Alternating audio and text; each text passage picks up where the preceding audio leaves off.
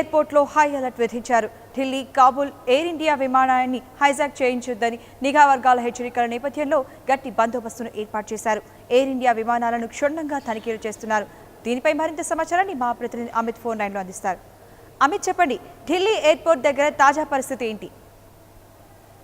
సురేఖ, ప్రధానంగా అంటే కేంద్ర ఇంటెలిజెన్స్ వర్గాల హెచ్చరికల తర్వాత ఢిల్లీలో ఉన్నటువంటి ఎయిర్పోర్ట్ లో హై అలర్ట్ ప్రకటించారు. ఇందిరాగాంధీ ఇంటర్నేషనల్ ఎయిర్పోర్ట్ లో ఈ రోజు ఉదయం నుంచి అంటే ఎయిర్ ఇండియాకు సంబంధించినటువంటి ఫ్లైట్లను ఏదైనా మేము హైజాక్ చేస్తామని చెప్పి ఉగ్రవాదుల నుంచి హెచ్చరికలు రావడంతో మరొకసారి హై అలర్ట్ ప్రకటించారు. ఇప్పటికే ఉగ్రవాదులు ఆల్రెడీ సముద్ర మార్గం ద్వారా గుజరాత్ లోకి ఎంటర్ అయిన తర్వాత December 26 బేస్ చేసుకొని విధ్వంసం సృష్టించాలని ఇండియా మొత్తం అయ్యేలాగా వ్యవహరించాలని చెప్పేసి వాళ్ళు ప్రయత్నాలు చేస్తున్నారు. ఇందులో భాగంగానే నేషనల్ ఇన్వెస్టిగేషన్ ఏజెన్సీతో పాటు కేంద్ర ఇంటెలిజెన్స్ వర్గాలు, ఆయా రాష్ట్రాల ఇంటెలిజెన్స్ వర్గాలు ఎప్పటికప్పుడు అప్రమత్తంగా ఉంటున్నాయి.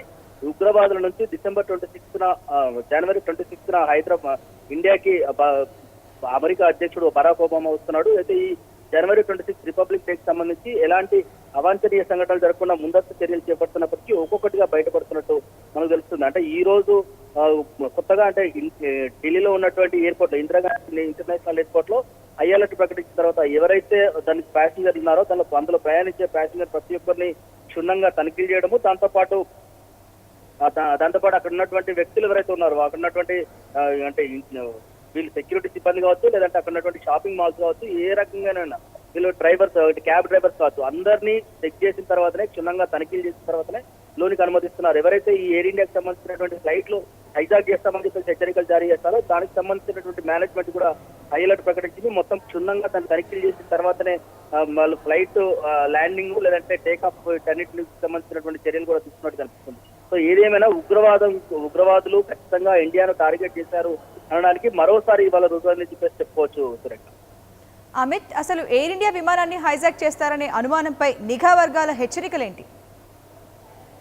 అంటే ఉగ్రవాదులకు సంబంధించి ఎయిర్ ఇండియాను ఒకదాన్నే అంటే ప్రధానంగా వాళ్ళు టార్గెట్ చేశారు. ఎందుకంటే ఎయిర్ ఇండియాకి సంబంధించినటువంటి అందులో అంటే చెక్కింగ్ సరిగా ఉండకపోయి ఉండొచ్చు, లేదంటే దానికి ఈజీగా అంటే ఒక ప్యాసింజర్ అందులోకి ఎంటర్ కావడానికి ఈజీగా ఉండే అవకాశాలు ఉంటాయి. కాబట్టి ఎయిర్ ఇండియాకి సంబంధించినటువంటి ఇంటర్నేషనల్ ఎయిర్పోర్ట్స్ కాబట్టి డొమెస్టిక్ కావచ్చు, రెండిట్లలో ఏదైనా వాళ్ళు హైజాక్ చేసే అవకాశాలు ఉన్నాయి. సో ఉగ్రవాదులు ఏ రకంగానైనా విరుచుకుపడే అవకాశం ఉన్నాయి.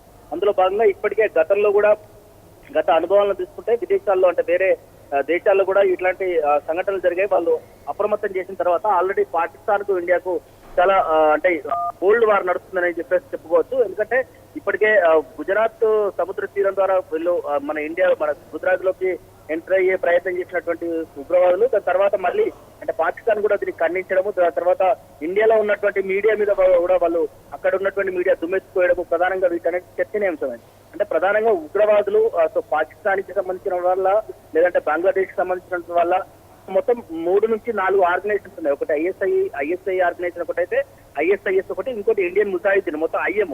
వీటన్నిటికీ సంబంధించినటువంటి అలర్ట్స్ ఎక్కడికక్కడ ఉన్నాయి. సో ఎప్పుడు కూడా అంటే ఖచ్చితంగా మేము అంటే వీళ్ళు ప్రధానంగా మెయిన్ గా ఉన్నటువంటి మెట్రో నగరాలు మాత్రమే మేము టార్గెట్ చేస్తున్నాము. ఇండియాకు వచ్చే బరాక్ ఒబామాను ఖచ్చితంగా మేము అడ్డుకొని తీరుతాము, అతని మీద దాడి అంటే గతంలో అగ్రరాజ్యానికి చెందినటువంటి నేత చాలా రోజుల తర్వాత మళ్ళీ ఇండియాకు వస్తున్నారు. గతంలో దాటికొస్తూ రావడం జరిగింది. దాని తర్వాత మళ్ళీ ఇప్పుడు బరాక్ ఒబామా అగ్రరాజ్యానికి సంబంధించినటువంటి నేత మన ఇండియాకు వస్తున్నారు. కాబట్టి దీని మీద మేము ఖచ్చితంగా దాడి చేస్తామని చెప్పేసి వాళ్ళు గతంలో కూడా హెచ్చరికలు జారీ చేశారు. సో ఇప్పుడు ఇలాంటి అంటే ఫ్లైట్లకు సంబంధించినటువంటి వ్యవహారంలో నిజంగా ఒకవేళ హైజాక్ చేస్తే వాటి ప్రభావం ఎక్కువ ఉంటుంది. సో అందులో ప్రాణాలు కూడా అంటే ఎక్కువగా ఉన్నటువంటి జనాలు సుమారు 100 నుంచి 120 నుంచి 200 పైకిలకు జనాలు అందులో ప్యాసింజర్లు ప్రయాణిస్తారు. కాబట్టి ఖచ్చితంగా వాళ్ళందరినీ హత్య చేయడానికి ఈజీగా ఉంటుందనే కోణంలో కూడా వీళ్ళు ఉగ్రవాదులు ఆలోచిస్తున్నారని చెప్పేసి ఐటీ నుంచి హెచ్చరికలుగా వెలువడ్డాయి. Right, thank you Amit.